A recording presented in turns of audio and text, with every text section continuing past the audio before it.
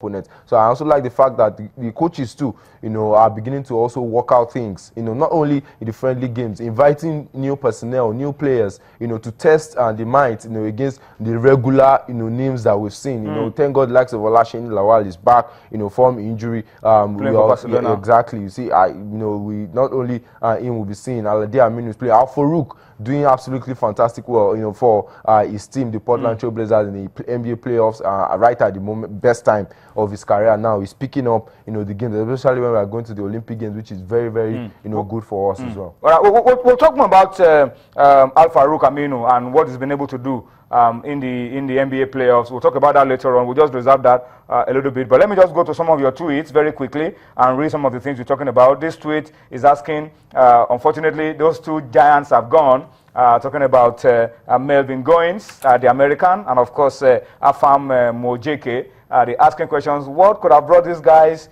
from the States to Nigeria? I mean, we talked about it. It's basketball. Absolutely. It's basketball. So, and then another tweet is coming in and is asking, this from Babatunde Samuel, that the league management company should not only give verdicts like they've done to give. We'll talk about that later on the show. He says they should also ensure that those verdicts are implemented so that they will serve as a lesson to the other clubs. All right. So please keep your tweets coming. We'll read them as we go on sports tonight. Of course, we'll be discussing the Giwa verdict and all of that later on the show. Femi, finally, on preparation for the Olympic Games, how much of an impact is that going to make for our basketball? We're playing the best. We're playing the richest basketball nation in the world. There's a lot of hype around it. That game is taking place in America. It's an opportunity for us to sell our basketball. Is the NBBF thinking along that line to cash in on the friendly that against the US, what it will offer us? Are we looking at taking advantage of it commercial-wise? Well, I hope they do, because it's really important. There's a large base of Nigerians in Houston. In the US, so I'm sure they will be looking at maximizing the fact that there's that's a residence of Nigerians, in diaspora. So most likely, yes, they will be, and I'm glad that we are playing the best. If you want to be the best, you have to be able to beat the best, and you can't come any tougher, when you are playing, that's the #1 ranked country in basketball in the world. In the world, in all categories. They are the world champions. They are the Olympic champions. Under 17, under 19, every under. So tell me, we couldn't come any better than that. So the players to know what the challenge is. So they'll be coming out to give their best, and I'm sure everybody wants to watch them. Some of you guys playing in the NBA, those playing in Europe or back, everybody wants to watch them. So I'm pretty sure that everything will be on deck to ensure that not only the fact that these guys play against the best, also we're able to maximize the media attention that comes with it, and the marketing angle too, that it brings, in terms of creating revenue for the team and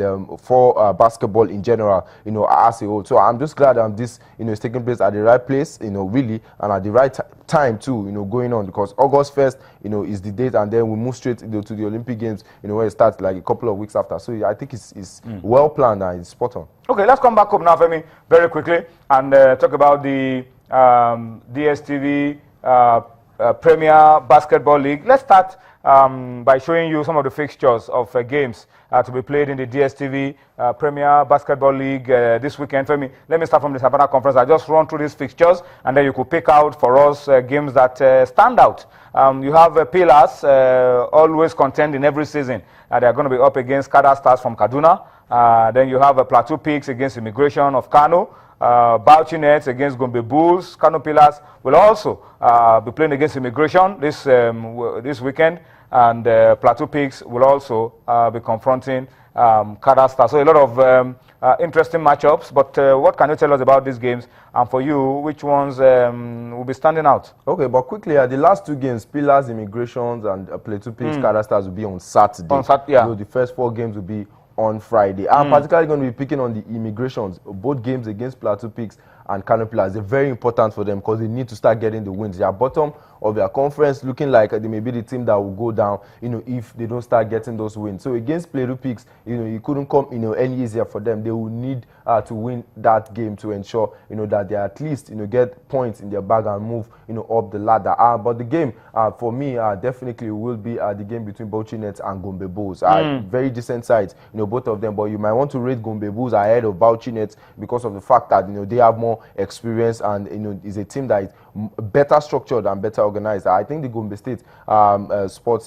Council really doing a good job, on these guys. And I must say kudos to them. Looking at basketball and taking it to this level in the space of 2 years, they've become a team everybody's talking about and looking forward to seeing, compete against Kano Pillars. And they said, hey, this time around we are going for the title. We're not just looking at qualifying, for the playoffs. Playoffs now is an ambition we've done twice already. Now we want to go a step further. Go for the main one by getting the league. So I wish them all the best. All right, let's go to that. Let's come to the Atlantic Conference. Royal Opers against Nigeria Customs, and table toppers Falcons of Ilorin, Kwara Falcons against Oluyole Warriors. Let me read this tweet from Olayinka Owulewa, a very good friend of the house. It says Kwara Falcons is winning the DSTV Premier Basketball League this season. The team is on fire and will easily crush any team. And that's an amazing story, really, because they're just a few years old. Yes, coming back into the top flight, and they're already showing a lot of promise, and they want to go all the way. Especially with a new coach too, who is also in a new terrain. Talking about Coach Adeomi Aderemi, aka Coach Owolo, who